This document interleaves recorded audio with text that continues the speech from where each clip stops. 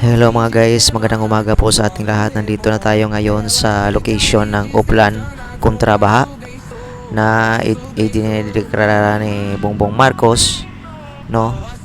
Dito sa Pilipinas, isa ito ang direksyon ng Uplan kontra Baha dito sa Mandawi Creek.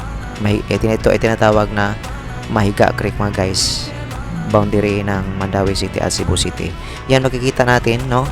Yan ang level ng lupa mga guys na hindi pa nakuha noon sana, pero ngayon medyo malaki na ang pagbabago at malaki na ang lawak ng tubig na makikita natin kumpara noon. Maraming putik at lupa ang makikita natin dito mga guys. So first time talaga na kinukuha ang lupa dito within 8 months at saka malaki na ang pagbabago. As of now, konti na lang ang lupa at putik na kukunin nila.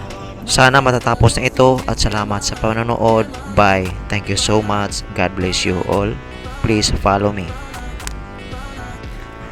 Hello mga guys, magandang umaga po sa ating lahat. Nandito na tayo ngayon sa location ng Uplan kontra Baha na idinideklara ni Bongbong Marcos, no? Dito sa Pilipinas, isa ito ang direksyon ng Uplan kontra Baha dito sa Mandawi Creek. Ito ay tinatawag na Mahiga Creek mga guys. Boundary ng Mandawi City at Cebu City. Yan makikita natin, no? Yan ang level ng lupa mga guys na hindi pa nakuha noon sana, pero ngayon medyo malaki na ang pagbabago at malaki na ang lawak ng tubig na makikita natin kumpara noon. Maraming putik at lupa ang makikita natin dito mga guys.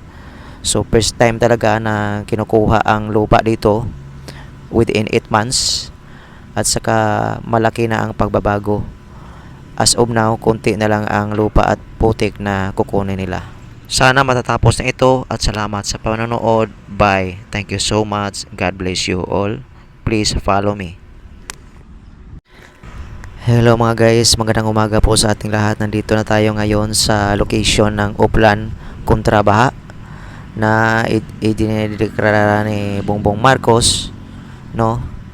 Dito sa Pilipinas, isa ito ang direksyon ng Uplan kontra Baha dito sa Mandawi Creek. Ito ay tinatawag na Mahiga Creek mga guys. Boundary ng Mandawi City at Cebu City. Yan makikita natin, no? Yan ang level ng lupa mga guys na hindi pa nakuha noon sana, pero ngayon medyo